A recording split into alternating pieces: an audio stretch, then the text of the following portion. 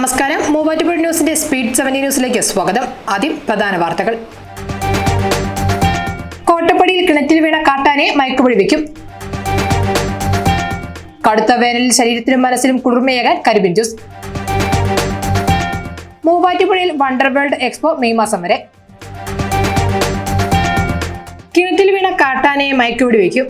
കോട്ടപ്പടിയിൽ ഇന്നു പുലർച്ചെ കിണറ്റിൽ വീണ കാട്ടാനെ മയക്കുവെടി വയ്ക്കും. കിണറ്റിലെ വെള്ളം വറ്റിച്ച ശേഷം മയക്കുവെടി വെക്കാനാണ് തീരുമാനമെന്ന് മലയാറ്റൂർ DFO അറിയിച്ചു. കോട്ടപ്പടി പഞ്ചായത്തിലെ 1, 2, 3, 4 വാർഡുകളിൽ നിരോധനാജ്ഞ പ്രഖ്യാപിച്ചു. ഇന്നു പുലർച്ചെ 2 മണിയോടെയാണ് ആന കിണറ്റിൽ വീണത്. സ്വകാര്യ വ്യക്തിയുടെ കൃഷിയിടത്തിലെ കിണറ്റിലാണ് കാട്ടാന വീണത്. പാതയോരങ്ങളിൽ കരിമ്പിൻ ജ്യൂസ് കടകൾ തയ്യാർ.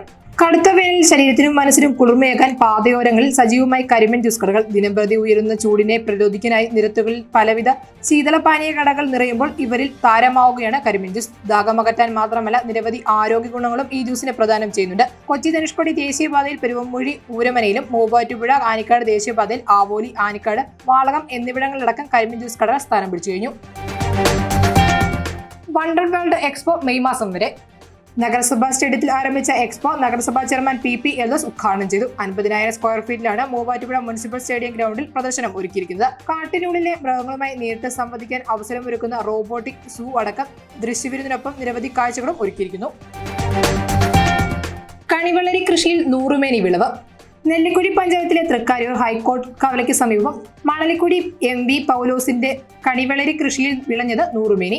ലക്ഷ്മി വിലാസം നിധി രമേശിന്റെ 1 ഏക്കർ സ്ഥലം പാട്ടത്തിനടുത്ത് കൃഷി ചെയ്ത സ്ഥലത്താണ് മികച്ച വിളവ് ലഭിച്ചത്. സങ്കര ഇനത്തിൽപ്പെട്ട മുടിക്കോട് ലോക്കൽ തൈകളാണ് കൃഷിക്കായി ഉപയോഗിച്ചത്.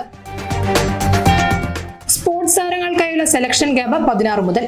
കേരള സ്റ്റേറ്റ് സ്പോർട്സ് കൗൺസിലിന്റെ കീഴിൽ വിവിധ ജില്ലകളിൽ പ്രവർത്തിക്കുന്ന സ്പോർട്സ് അക്കാദമിയിലേക്ക് 2024-25 വർഷം 7-8 ക്ലാസുകളിലേക്കും +1 ഒന്നാം വർഷ ഡിഗ്രി ക്ലാസുകളിലേക്കും അണ്ടർ 14 വിമൻസ് ഫുട്ബോൾ അക്കാദമിയിലേക്കും കായിക താരങ്ങളെ തിരഞ്ഞെടുക്കുന്നതിനായി സോണൽ തല സെലക്ഷൻ ഏപ്രിൽ 16 മുതൽ 30 വരെ നടത്തപ്പെടും. അത്ലറ്റിക്, ബാസ്കറ്റ്ബോൾ, ഫുട്ബോൾ, വോളിബോൾ എന്നീ ഇനങ്ങളിൽ ജില്ലാ സെലക്ഷൻ പങ്കെടുക്കാൻ യോഗ്യത നേടിയവർക്ക് മാത്രമേ സോൺ സെലക്ഷനിൽ പങ്കെടുക്കാൻ സാധിക്കുകയുള്ളൂ.